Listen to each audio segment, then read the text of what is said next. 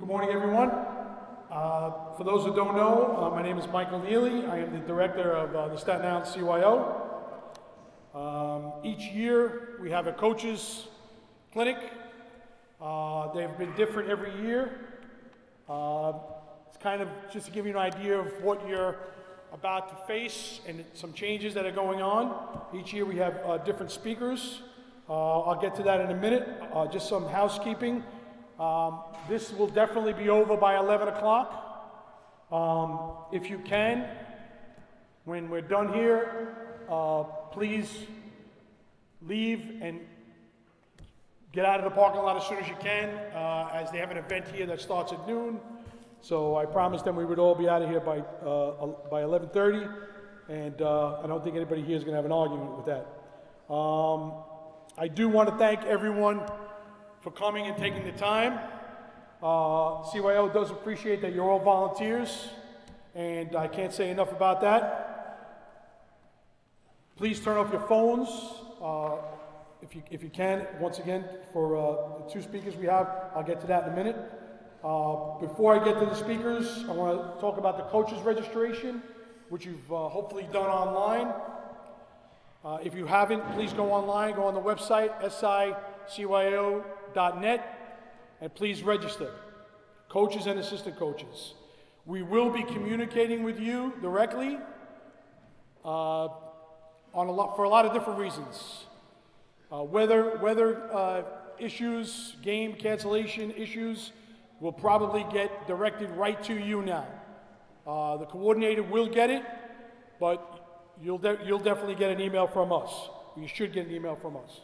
God forbid we have a weather issue, a gym closure, or something to that effect. Virtus training and safe spaces. A lot of you, when you coaches registration, put down that you haven't been Virtus trained or done the safe spaces. So each parish each coach or volunteer has to do that. Okay, so you can pick that up. I would go through the coordinator first. They'll tell you where to find it. They may do a training altogether, and it's got to be done every 6 years. Okay, so if you've done it in the past, you have to do it again. If you already said no on the website, you go back and put yes. It's going to come up as a no anyway. Takes about a half an hour or so. You just watch the video, and you'll be fine. But it has to be done. Anybody have any questions on that? You know, we'll take some questions at the end. Once again, if you're coming in right now, just find a seat. Come on in. You're not interrupting anybody, because we're gonna have more people coming in later. So if you're standing in that corner, please find a seat. Appreciate it. So this morning we have two speakers. You'll be hearing from Dave Fernandez later on rules. Our first speaker is a gentleman by the name of Joe Nesci, who is a personal friend. Joe coached in CYO in Brooklyn. He was involved in running the Brooklyn Queens CYO for a short period of time. He coached at Xavier High School. He coached at NYU for 30-plus seasons, retired this year, and is now working with Hoop Group. He's going to be our first speaker. After that, you'll be hearing from Steve Rossiter, who I'm sure everybody here knows, a former Jakes Award winner. He was a coordinator of Our Lady Queen of Peace. He's currently the IABO rules interpreter, a retired firefighter. So at this time, once again, if you just walked in, please find a seat. At this time, I'm going to give the microphone to Joe Nesci, and he's going to get the program started. Joe? Thanks, Mike. Very happy to be here with you as you guys are getting ready to kick off your season. When Mike asked me to speak, I asked him initially, what can I do? What would be helpful to the coaches as they get ready for their season? And he thought a number of things. One would be to speak about my overall experiences and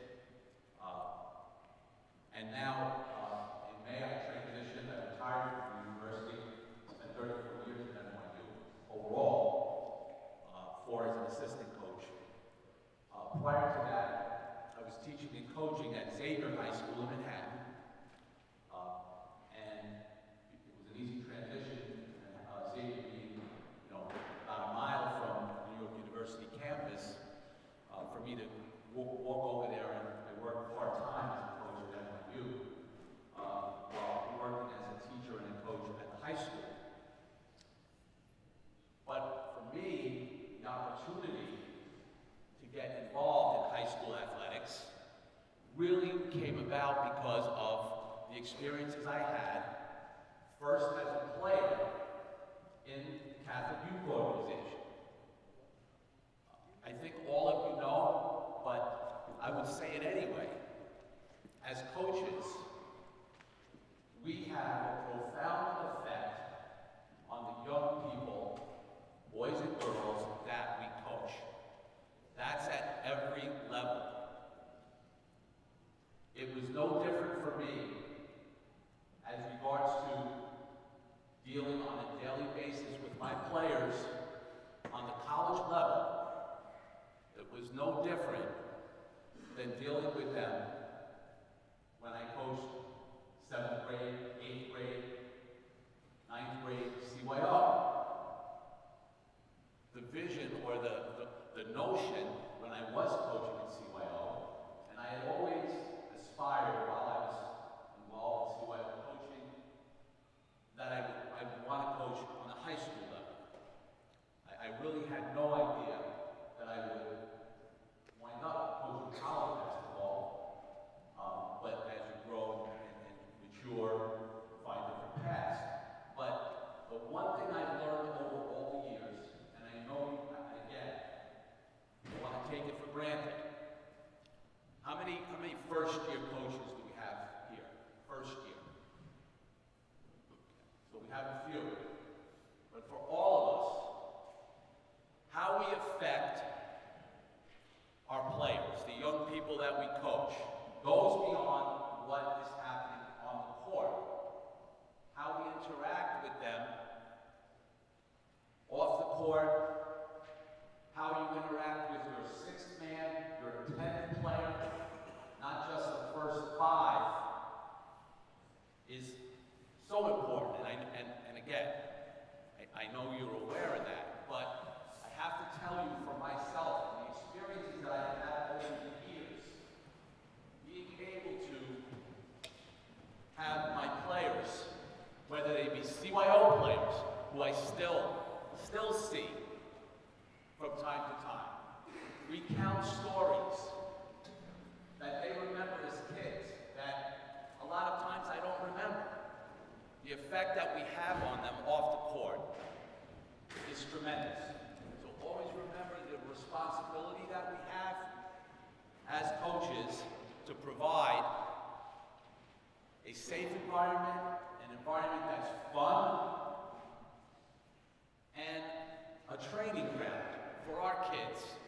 Because as we know, what we do here, okay, is besides having fun, it's life lessons. How do we deal with losing? How do we deal with adversity? How to be a good teammate? These are things that go beyond just the winning and losing. And let's face it, not all of us are going to have winning teams. But what we can do is make it our priority for our players to have great experiences, have enjoyable experiences as being part of the team. One of the great challenges I would find as a college coach is that, you know, as you go up the line and the competition gets, you know, steeper, tougher, how is the 10th player, the 11th player, the 12th player on your team, how are they doing day to day? I know in your case you may be practicing once or twice a week, but are we watching their body language when they're in practice? Maybe they're getting limited time even in practice if you have 12 players in scrimmage. How are they doing? Are we paying attention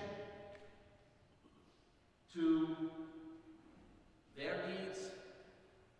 You know, as CYO players, we have our very good players who are aspiring to play high school basketball. And then when they get to high school, a lot of the players that were star CYO players are not playing much. They may be reserves on a high school team. How do those kids adjust to that? Can we help them? Those of us that are coaching maybe high school CYO. So with our younger players, if they're not getting a lot of time, kids place so much value and importance on their self-image. We know this. Important for us to remember. We have to be able to help them understand and know that each and every one of those kids have value in being part of that team, no matter what their role is. And that's something that I know I learned and continued to work on, to try to be good at, being sensitive to all our players, and understand that we're coaching all of them, and not just some of them. For me, I will tell you that initially, as a player, a CYO player, I was a reserve player. I didn't start playing basketball until I was 14 years old. I was playing baseball all the time. Baseball. Then I got into high school, and as a freshman, there were a group of us that didn't make like the CYO, didn't even try out for like the CYO 9th grade team. And someone's father said, you know, hey, we can start a team. And they went to the parish, and the pastor said, okay, you have a coach, we'll let you do this. And that was my first exposure to playing organized basketball. And I can remember the first game that I played, we lost the game like 109 to 26. 109 to 26, okay? And they put me in the game, like, end of the first quarter, and we go down on offense, and I'm standing in the key, and they're yelling at me, and I'm looking at them, why are they yelling? All of a sudden, the ref blows the whistle, 3 seconds. So I'm like, oh, I didn't even know. I didn't know what I did. Run down the court, defense is back, I'm in the key again, they're screaming at me from the bench. Referee blows the whistle, 3 seconds. Out of the game.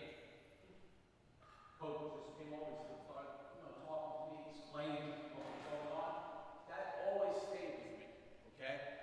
His ability just to be patient, to teach, and I had a real good feeling that he cared more about me as regards to trying to teach me the game and cared about how I might feel as opposed to, gee, you're making a mistake, you're doing something wrong.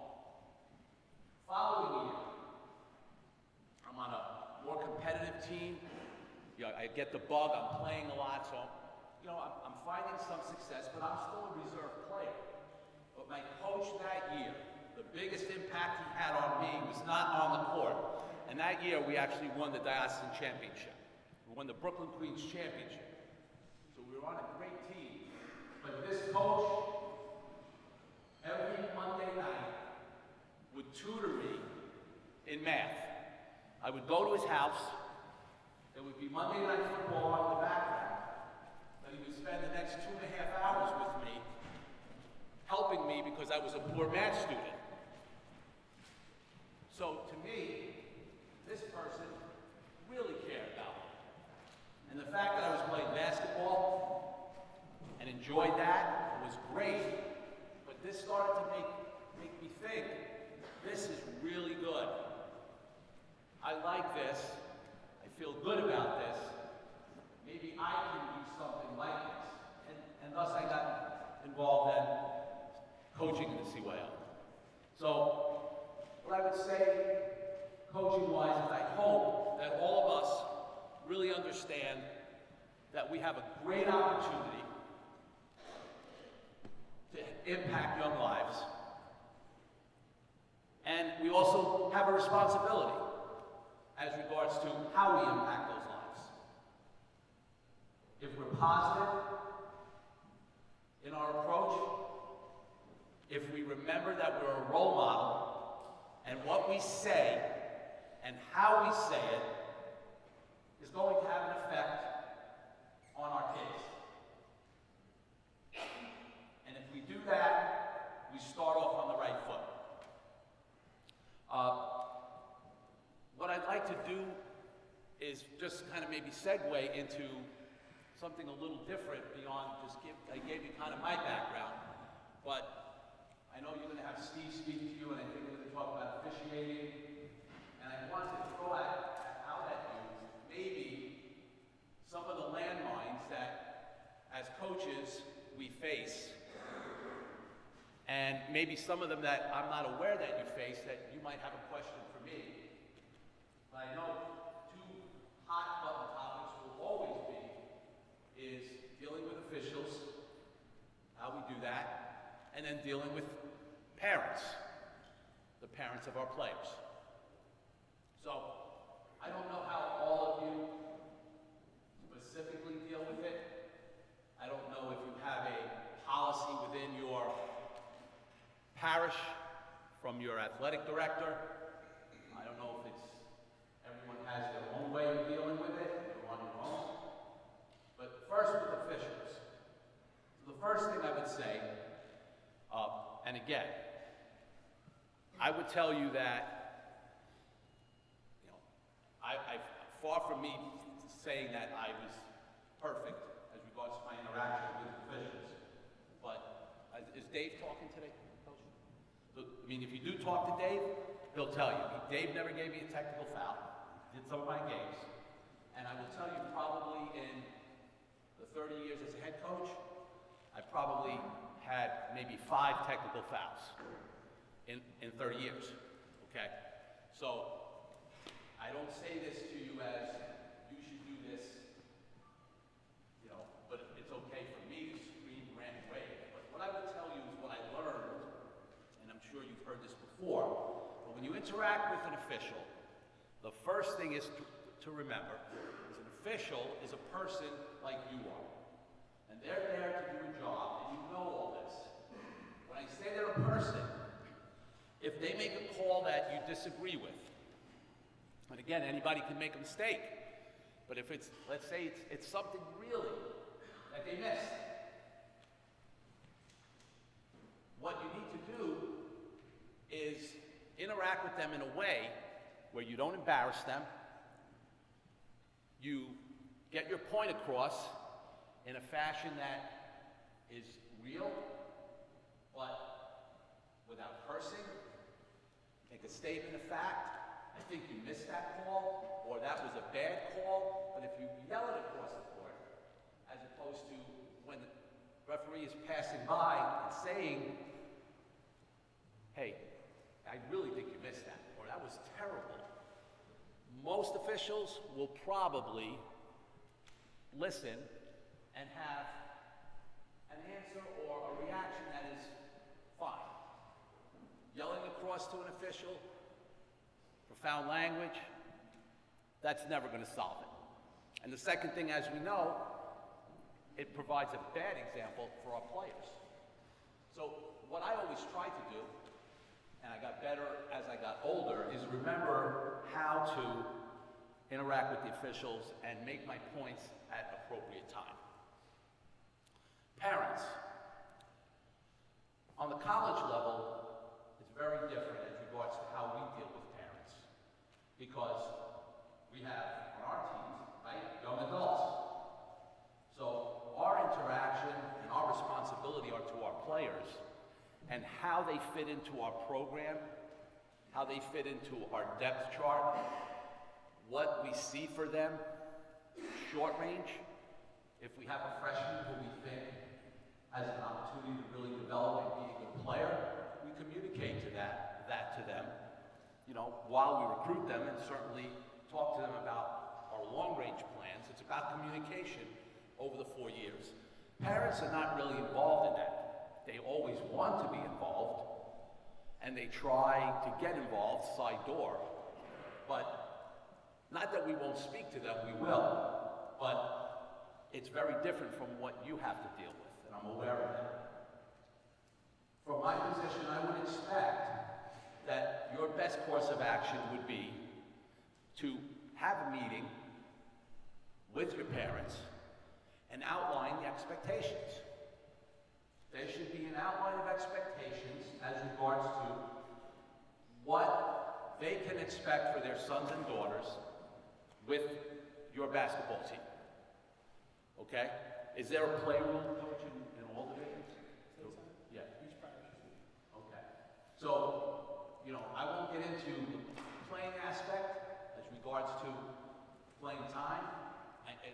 it's parish by parish, whatever that needs to be, that should be communicated.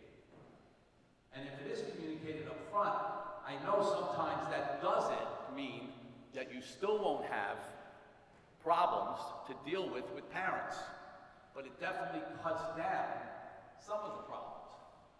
Secondly, the more communication that you have, the more you're going to know about your players through their parents, and the more they'll get to know who you are. And they'll see you more as a person, not just a coach. So having open meetings, talking about what the expectations are across the board. One rule of thumb that could be helpful to all of you. I have this with all the players that I coached in college. If they want to come in, obviously we always talk about their role, what I see it as, playing time, etc. But I would never allow them to talk about another player. Coach, I think I'm better than John. John does this, doesn't do this. John, don't talk about your teammate. You can talk about yourself and what you think your role is, but don't bring your teammate into it. I think regarding parents, if you're talking to them, I think the same should hold true. They shouldn't be telling you that so-and-so is not as good as my son or my daughter. You want to talk about your son, your daughter, how they fit in? Absolutely. You can talk about that. Find the positives and the things they could work on. And it all goes back, guys. It really does. If you are diligent in your thinking, every time you practice, every game, about how your kids are doing as regards to if they're not playing a lot, what's their body language on the bench, during practice? Are they having fun? You can't hide it. If there are kids that are not happy, you know, for whatever reason, at some point, you're going to discuss it. You're going to address it, whether it's through the parent or the player. So I think getting it out there and even being proactive is a good way to go. So those are some of my suggestions. Would anybody have any questions on anything regarding coaching landmines or anything? Anything that I mentioned that spurs some thought? Yes. Back in 1977, when we played St. James, did you do it a different way? Oh my goodness. How are you? Good to see you.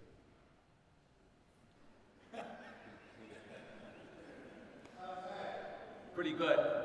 Pretty good. One of my former players right there. Is he? Okay. With that, I wish all of you great luck this year in starting your seasons, great success. I hope you guys have a lot of fun and that you build some great memories with all your kids and enjoy. Thank you so much.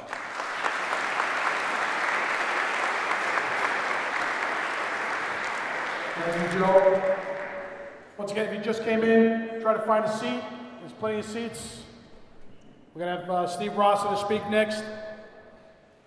So if you're just standing in the corner and you want to grab a seat, you have a couple seconds to do so. I want to publicly thank Joe Nation for taking time out for coming and speaking to everybody. At this time, without further ado, I'd like to bring out Steve Rossiter. Like I said before, former Jake Splinter, coordinator, Queen of Peace, currently the AABO rules interpreter, retired firefighter. Steve? Thanks, Mike. Thank you. As Mike said, I did play CYO basketball back in early 70s. Coached CYO in the 90s when my boys were playing. And I've been reffing high school basketball for over 30 years now. Each week during the winter, there's a fire department league and a police officer league over at the CYO. And every Tuesday morning, I get there early, go into the office. What happened this weekend, Mike? And I get the horror stories. I hear from Dave all the time, in the text, emails. We got to remember this game's for the kids. Nobody's making money doing this, at least not that I know of. But we're really here for the kids. Just want to start with one thing. A lot of people may not be aware of this. I just became aware of this when I was at a meeting in Cape Cod back in September. New York State has passed a law now. It is a law. If a child, high school age or under, shows or has symptoms of a concussion and is removed from a game, this is any sport, if the official feels that that child is showing signs or has symptoms of a concussion, or a coach, and that child is removed from the game, that child cannot play again that day. It is now a New York State law. So if an official says, Coach, this player is showing signs of a concussion, I'm taking him out of the game. It doesn't matter if the head physician is on your coaching staff. That child cannot come back in a game. And if you allow that child to come back in a game, you better have a good lawyer, because you will be sued. Okay? Other states have not enacted this law. Other states, they can come back in a game with a letter from a doctor or certain physician status. But in New York State, they cannot come back in a game. So if you feel the child has a concussion, you better not let them play, obviously. Okay? Are there any questions on that about concussions? I'm not a doctor. Okay, no, serious. It is a good question. A kid bangs his head, and you go over to him and say, son, are you okay? He goes, yeah, Merry Christmas. Something like that. Or, hey, what's your name? Santa Claus. What sport are you playing? Hockey. Things like that, that does show signs of potentially a concussion. They don't know where they are, they don't know their name. Their eyes are rolling in their head, okay? Things of that nature.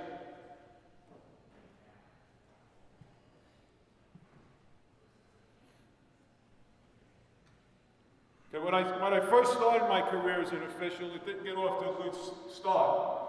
I had just started, as Mike said, I was a fireman. I had just started with the fire department.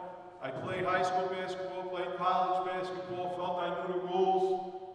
I didn't go to all the classes. Felt by Mr. Jack Kriegsman was the interpreter on Staten Island way back when. I don't have to go. I played, I know the rules. No, I didn't know the rules. Didn't pass the test. Then I said, you know what, I want to be an official. Got that rule book, fell in love with the rule book. Learn the rules, inside and out. It helps you as a coach to know the rules. Okay? Not to circumvent the rules, but there are a lot of things in a rule book when you actually learn the rules that you can use and benefit you as a coach and your team during a game.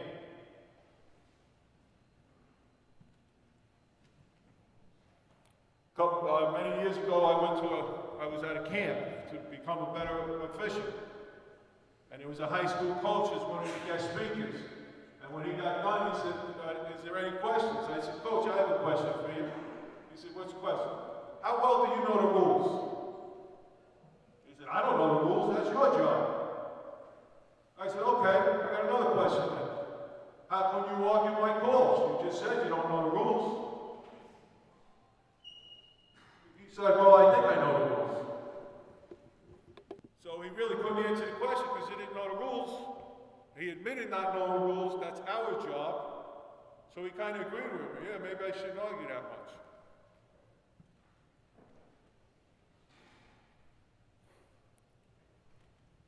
How many coaches in here have lost a game because of the official's call? Raise your hand, please.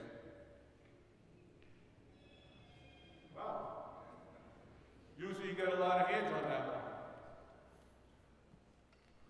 I'm impressed with that. That's good. Okay. What would happen if during your game, while you're coaching, every time the ref ran past you, he says, "Coach, 23's not playing well, take him out." Next time down the court, "Coach, 2-3's not working, switch to a 2-1-2. Coach, he's got no hustle, get him out of the game. Coach, you need a timeout. Put 22 in the game, he's good." If that happened the whole game, would Mike or Dave or John get a phone call probably during that game? I would think so. But to some people, some coaches feel that they need to do that the whole game. Talk to the referee. I know when I'm refereeing, if you're talking to me the whole game, you're not saying anything. And that's what we teach our referees. If that coach is going to say something on every play of the game, they're not saying anything. You should be coaching. Like the refs, I'm not saying we're not perfect. The guys that are making hundreds of thousands of dollars a year to referee basketball, if they maybe made a mistake, they get to go look at videotape during the game and maybe correct it. So obviously nobody's perfect, and we all know that. But it's better just to coach, because when the coaches get riled up, what that does is get the fans. Grandma, grandpa, mom, dad. Now they think they have to yell. And they don't know the rules.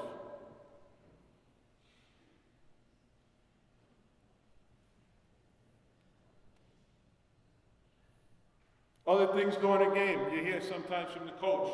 "Ref, we got 5 team fouls, they have none." What do you tell them? I've had it told to me, and I just look at the coach and said, "Coach, obviously you think I'm cheating." "No, I don't mean that." "Well, what do you mean by that?" We've seen, me and my partner or partners have seen them commit 5 fouls, or your team commit 5 fouls, and the other team hasn't fouled yet.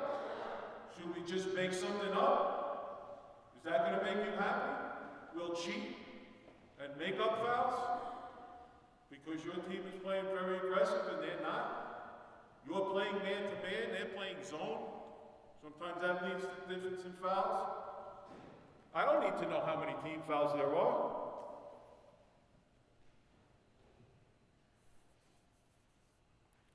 I just want to give an example of a play that could happen. Okay, it's going to look weird, and maybe it's a violation, maybe it's not. I got a rebound. The defender's standing right there. I throw the ball over the defender's head. And I can go down court for a layup. Did I do anything wrong? How many people think I did something wrong? I committed a violation. Couple? Okay, I did nothing wrong. I got a rebound. Started my dribble by throwing the ball. The ball hit the floor, and then I continued dribbling the basketball. Did nothing wrong. When that happens in the gym, all the people in the stands are going to be yelling, "Self-test." That's not, can't do that. Because it doesn't look right. So people think it's wrong. It's not. I was at a camp yesterday evaluating new referees. And a player had picked up his dribble, went to throw the ball, fumbled him, it hit over here, he stepped over there, and batted the ball. The people that were watching the game started yelling that it was not legal. The referee blew the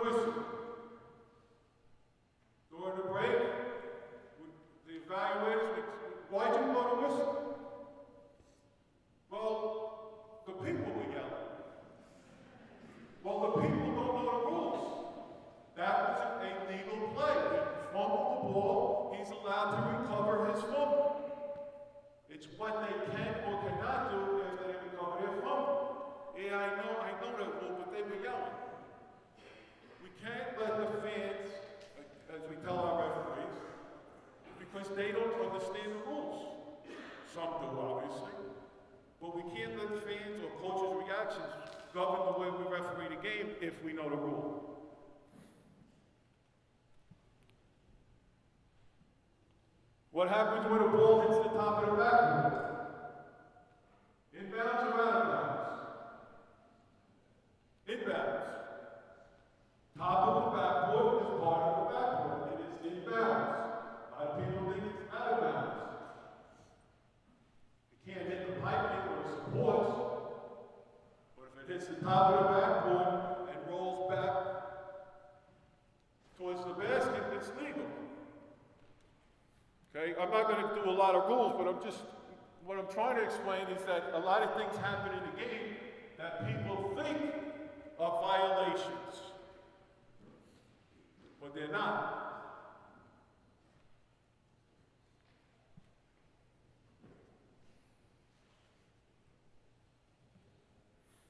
When can a player lift their pivot foot? So many times you see a player that dribbles the basketball, stops, they're pivoting, they lift their pivot foot, and everybody screams, travel, walk. They didn't walk. It's not a walk until he puts it back down if he's still holding a basketball. But this is what gets people in the stands going, gets certain coaches going, and then it carries over to the official. It's a lot easier to referee a game, obviously, with nobody complaining. There's full concentration to be refereeing the game.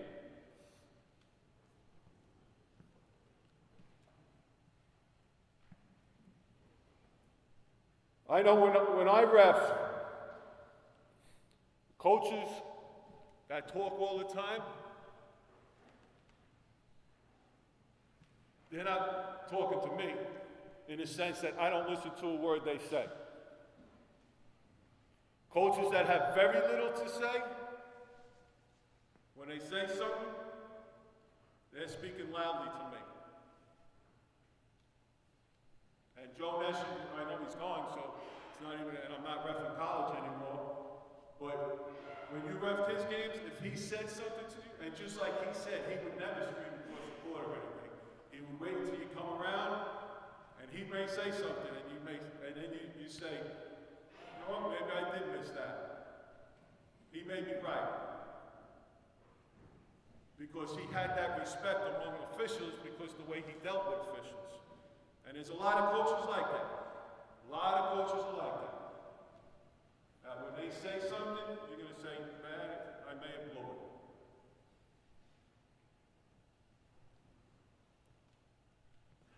Does anybody have any questions on anything? All right. Dave does a great job with the refs.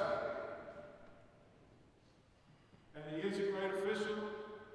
He doesn't know the rules, though. And you can ask him, and he will tell you, because I get the texts and the emails from Dave about the rules, but he knows how to officiate the game. And that's just as important as knowing the rules, too. How to deal with the coaches, how to deal with the players, etc.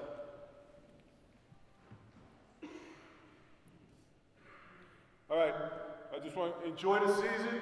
They're always fun. I always had a great time when I was coaching. And enjoy it, and just remember, it's all about the kids. Thank you.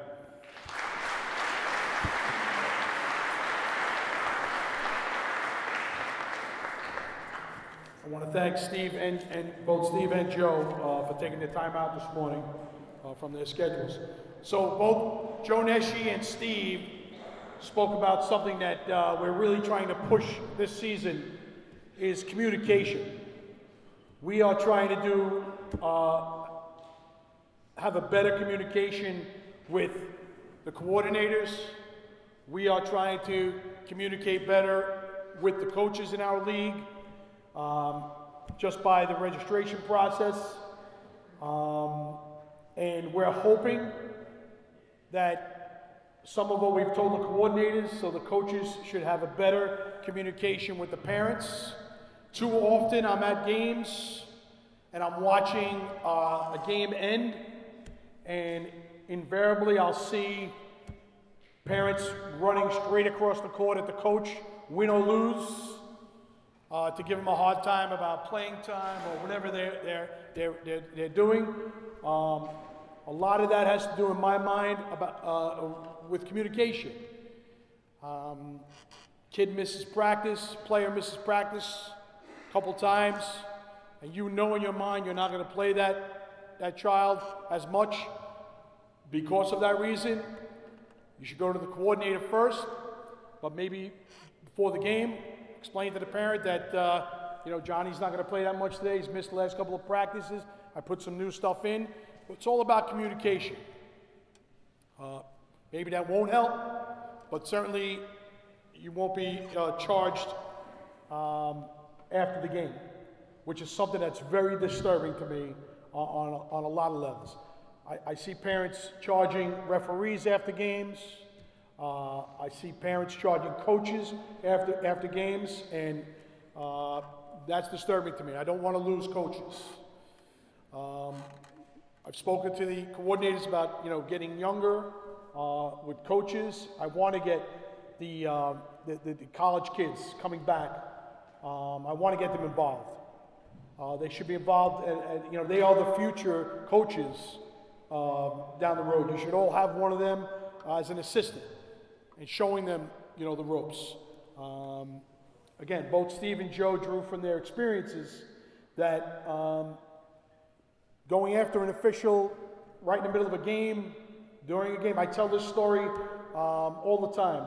We had a situation at near the end of the season last year where it was a very controversial play, and because of the coach's reaction, we never even got a chance to address what happened, because the coach just went berserk on the court, and that became the topic, not the call or anything else. So don't put anybody in that position. Again, Steve said it right from the beginning. This is about the kids. We all like to win. I coached in CYO basketball for a long time, both in Brooklyn and Staten Island, and I wanted to win every game I played. So, we're lying to ourselves that we don't want to win, but there's a way to do that. Before we bring out Dave to go over some of the new rules, I just want to give you some timing issues with the season. The season is set to begin for the A Division on October 26th. Not every A Division team is playing. It's a limited schedule. Those schedules have been out. We released the first up until the October 30th. The B and C Division will begin November 2nd. Those schedules will be out probably next Monday, which I believe is October 29th. So just keep an eye on the website for that. The Biddy Division will start on November 9th. We are playing on December 22nd. We are not playing on December 23rd. We are playing the Saturday and Sunday after Thanksgiving. We are not playing the Friday. We are not playing on Super Bowl Sunday as of right now. If we get bad weather and we have game cancellations, knock wood that we don't, we will be playing partial schedule that day. We'll probably try to fit some games in until 3 o'clock that day. One other thing, if I make a game change, if we're making game changes due to weather or a school function that's not on the schedule right now, and we move a game to a Friday, Saturday, or Sunday, we're telling you we're moving it to that day. You can't say I'm not playing because my best player is not going to be available, okay? The league plays mainly on Friday, Saturday, and Sunday. So if a game gets moved from next Saturday to the following Saturday because of weather or a school function, we're moving the game. So you're getting the email as a courtesy. Okay? Too often we hear, and believe me, we know. My best player can't play, he's got something else going on, and I can't make it, we can't play that day. We're not asking. If we're moving a game to a Wednesday or a Thursday night, we're asking. I get it. But other than that, this league plays basically from November 1st to March 15th on Fridays, Saturdays, and Sundays. Social media. So it's taken me a while. CYO does have a Facebook page now, and we do have an Instagram. So please be respectful of both. If you want pictures, if you're in a gym and you're taking pictures, send them to me. Everybody has my email, and we'll post them. We'd love to do that. Don't send us pictures of Johnny or Joan getting fouled and why the referee didn't call it. I've already gotten those, believe me when I tell you. Video, we don't, the coordinators will tell you that we don't look at video and we don't look at pictures. I mean, it's impossible for us to do that. Everybody's got a camera, so it's impossible to do that. So at this point, I'm going to bring out Dave Fernandez to go over some of the do's and don'ts. If anybody's here from high school, the high school divisions, the deadline for high school entries is November 14th. The high school season is going to start a little later this year, December 5th. And we're going to go, they'll play right through December 22nd. And then we'll start up again with them on January 2nd. The second half of the season will start January 2nd. We will get you the schedules for the remainder of the season around Thanksgiving. Once we get the high school teams, we're going to meld them in with the schedule, and you'll get the full schedule right around Thanksgiving for the whole season. Okay? Any questions on any of that before Dave takes the mic? No? That's great. Oh?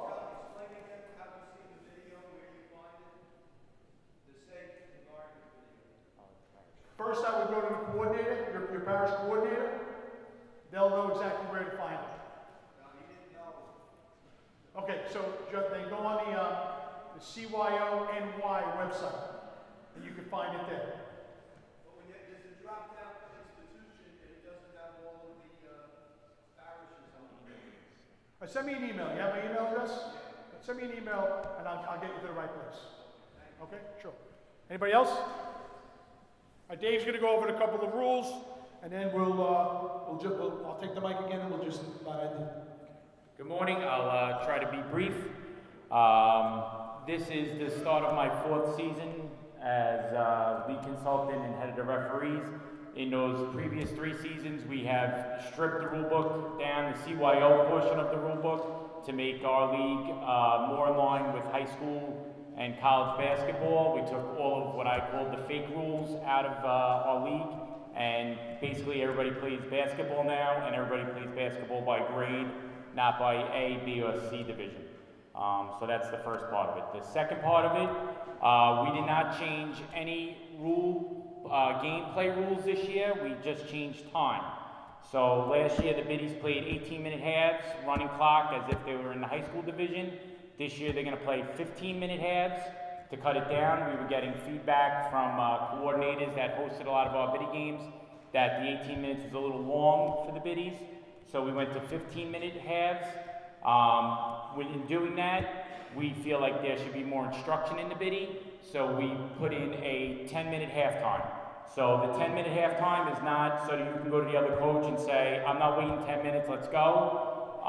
It's not for you to send them all to the bathroom or the snack stand. It's for you to teach your players to see what happened in the first 15 minutes, go over it for 10 minutes, and try to adjust, and then play the second 15 minutes. So we ask that you please use that time to coach, to be an actual coach and coach the kids. In our 3rd grade to 6th grade divisions, we played 6-minute quarters. We're now playing 7-minute quarters. And in our 7th and 8th grade divisions, they played 7-minute quarters. We're now playing 8-minute quarters. The reason for this was that we wanted to start in the 7th and 8th grade. We want them to get used to playing high school time, playing with foul trouble in the older grades to get through that extra minute. and to help you, the coaches, with playing time. Many of your parishes put minimum mandatory playing time on you. You have 4 minutes extra to get those kids extra playing time. So we hope, again, that you're smart and use it wisely and keep those parents off of you and get that kid in for the extra minute or two. You know, if you're at a parish that has a 3-minute rule, a 6-minute rule, you have 4 more minutes to play with. So, you know, if you don't use it and the parent complains to you, go home and look in the mirror, because that's really your problem. So that's really the only game of rule changes that we made this year. The rule book is very much stripped down to what it was when I first started. We think we made it simpler. We made it better. Again, if you're an A division player, you're playing against other A division players. If you're a C division player, you're playing against other C division players. You shouldn't have to play defense behind the 3-point line because you're a C division player. If you're playing another kid equal talented to you, you should be able to play regular basketball against that kid with equal talent. So that's what our philosophy was. Just as far as refereeing goes and gameplay, I have been a very big advocate, very big, almost obnoxious of pushing, blowing the whistle. I watched many ball handlers get body checked from one end of the court to half court. The ball goes out of bounds and the referee calls it for the other team, and all the parents and the coaches go berserk, and they had every right to. So my number one goal was to take illegal contact and physicality out of our game. They take it out in the NBA, they take it out in college basketball, they take it out in high school basketball. These are our youngest, least skilled players, and they were getting absolutely manhandled by each other. And it's not the way that the game is being played nowadays. So we have made that a big initiative and big goal over our first 3 seasons, and the officials have done a good job of that. Rebounding, big guys getting hammered by little guys when they get the rebound. That was another thing that I observed a lot before I came on. That makes the game very ugly and makes the game very dangerous, because when the big guy keeps getting swatted at by the little guy, he takes matters into his own hands and he elbows him directly in the face and knocks his teeth out. You don't want to protect me, I'll protect myself. That's what the guys in my game tell me. And when my guy tells me that, he's 6'8". So if he's swinging his elbow, he's knocking somebody's head off. So you have to protect the rebounders. That's another initiative that we put in, and that's kind of gotten under control in the past 3 years. So now this year, we're moving on in year 4, and we're teaching what is legal contact. There is legal contact in basketball. Defenders are permitted to jump vertically in their spot. They can jump from point A up to the ceiling and land back on point A, and the offense can jump into them, and it is no foul. There is no call on that play. And that is what my area of concentration has been in the preseason with my officials, and that's what I'm going to kind of move on to this year, is legal contact in the game. Same thing on the perimeter. Kid is dribbling from point A to point B. Defender jumps in his line of movement, takes contact in the chest, sometimes knocks him over, sometimes not. You have to judge whether it's an offensive foul or no foul at all. But we're concentrating on what legal contact is this year. So there is a major difference between illegal and legal contact, and it might be a little dicey, but a lot of the older grade coaches that have been coaching a long time in the 7th and 8th grade, that have been kind of set in their parishes, have been pounding on me to try to get that point across, to teach them to go to high school, and I agree with them. So we're going to work on that this year. Final thing I'll say, and I've been saying this at the coordinators meetings, is I want you all to think about this and take it back to your parents as the leader of your group of parents and teams. We need to get to a point of civility in our league, and nothing gets cured at the game. If you think that there's a bad call, if you think that that referee missed a rule by running on the court and going bananas and attacking them, by giving the old "I'll see you in the parking lot," does nothing. It does nothing. And it actually, the only person that's going to get jammed up is you or your parent. You or the parent on your team is the only one that's going to get punished from that.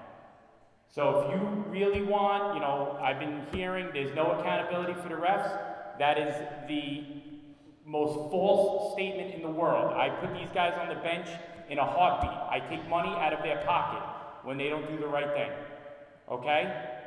I had 30 veteran referees walk away from me this year going into this season because I held them to accountable. They didn't like the way that I ran things, so they decided to walk away. No problem. I got 20, 25-year-old kids ready to take their spot, and I'm ready to do that. So, on your points, if there's a problem, if a referee messes up a rule, if there's a 50-50 call at the end of the game that maybe decides the game, and you don't like it, I don't expect you to say, no problem, Chief, all good, I'm leaving. You're going to have your say, no doubt about it, but when you have your say, then you go back to your team and you leave, and you go talk to your coordinator and get in touch with me, and we'll deal with it from there. But we need to get out of the chasing referees around, chasing each other around, and arguing and screaming and yelling, acting like fools, and meeting each other in the parking lot. Because all that's going to end up doing is getting you thrown out of our league. And we need volunteers and we need people to do it. At that point, does anybody have any questions about CYO rules, officiating, etc.? Good luck. We'll see you out there. Okay. So just a couple more things before we go. So far this season, and season hasn't even started yet, we have found 5 players that were where they don't belong. And in 4 cases, believe it or not, in 4 cases, those kids decided to go to, the parents decided to put those kids in the schools. That's right. Those parents decided to put the kids in Catholic school. So, in my meetings with the pastors, and when I speak to the pastors, I tell them that I'm an advocate for the Catholic schools. If you really want to play there that badly, then go to the school. And in 4 cases this year alone, in 4 cases since September, people have done that. My point of telling you that is that if you know that you have a kid on the team that gave a false address, we're going to find out.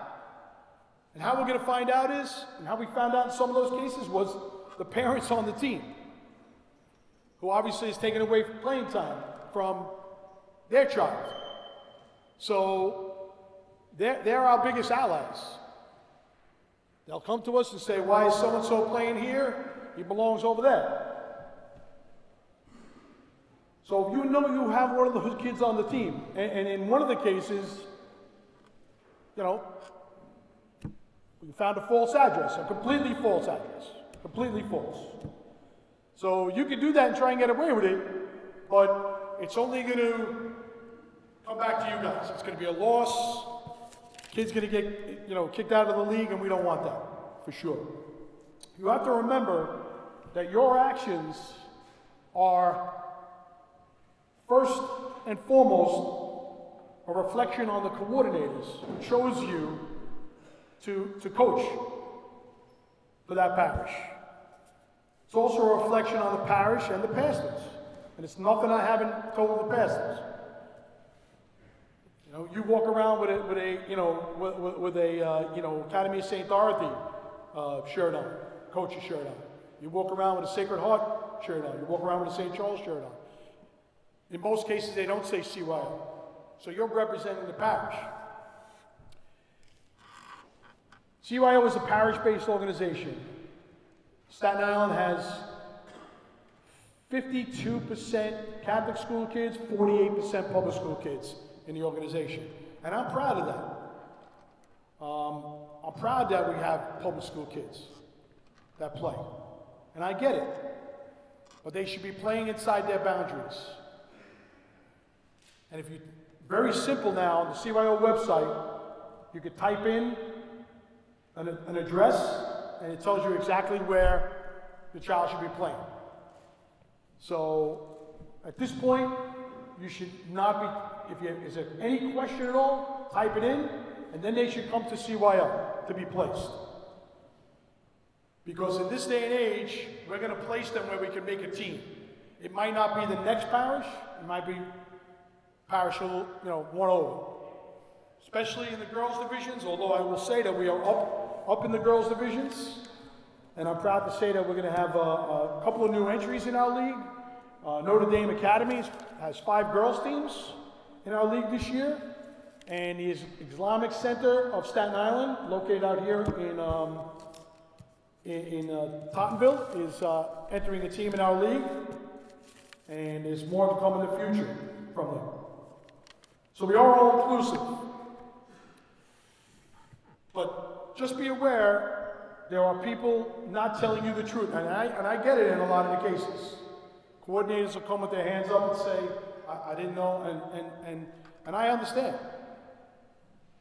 But it's up to you to do your due diligence. Parents on the teams know, you guys know who belongs there and who doesn't. Especially if a kid's coming from another parish, if it's a 6th grader or a 7th grader, then, right off the top, Were some people playing where they shouldn't have been? Yes. And now they're coming to me in 7th and 8th grade saying, oh, I belong to this parish. This is my address, so I belong there. Okay, I'm not happy about moving 6th to 7th or 8th graders, but they are doing what we told them to do. So it's a tough sell, but for the most part, we're moving in the right direction. But we need everybody in this gym here today. We need your help. Okay? Anybody have any questions on the season, on when we begin, timing, anything at all? Any questions? Yes, sir. So that's a good question. So we only have 8th grade C this year. Only C division is 8th grade. So no, there is no 7th grade C. There's no C division this year. Okay? The only C division is 8th grade boys C. That's it. So if you put in for a C division, then you're in a silver division. Right. So every boy's grade, every boy's grade, with the exception of 5th grade, has a gold and a silver division. Okay? Has a gold and a silver division. The C divisions are gone.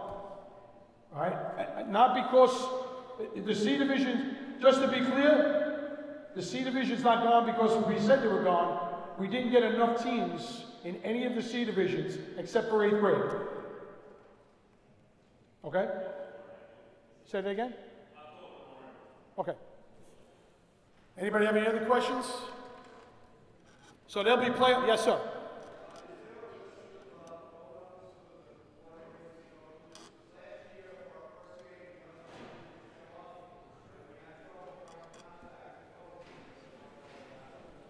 Okay, the best thing to do is contact me, John, or Dave. You should have those numbers. And we'll get somebody there. We'll make sure that you're on top. Anybody else? Any other questions? Concerns?